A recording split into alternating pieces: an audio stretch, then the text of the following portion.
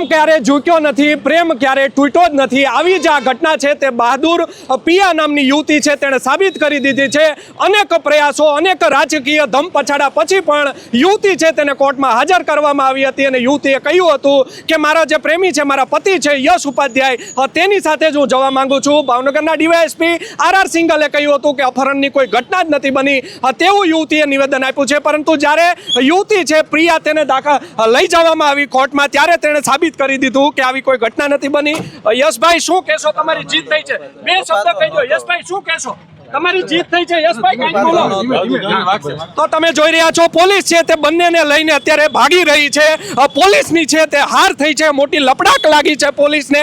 પોલીસે છે તે ધમપછાડા કર્યા હતા કે આ કેસમાં આવો કોઈ બનાવ જ નથી બન્યો, જેને લઈને પોલીસને પણ લપડાક લાગી છે. યુવતી પણ આ ગાડીમાં છે. આમ ભાવનગર પોલીસને એક મોટી લપડાક છે તે લાગી છે. પોલીસે અનેક પ્રયત્નો કર્યા આ ઘટનાને છુપાવવા માટે. પ્રેમ પ્રકરણનો જે વિષય હતો, બ્રાહ્મણ યુવક હતો ને જે પટેલ યુવતી હતી, બંને પ્રેમ લગ્ન કર્યા હતા. આ માટે કહી શકાય કે પ્રેમ છે ત્યાં ઝૂક્યો નથી અને પ્રેમ તૂટ્યો નથી તે આ યુવતીએ સાબિત કરી દીધું છે.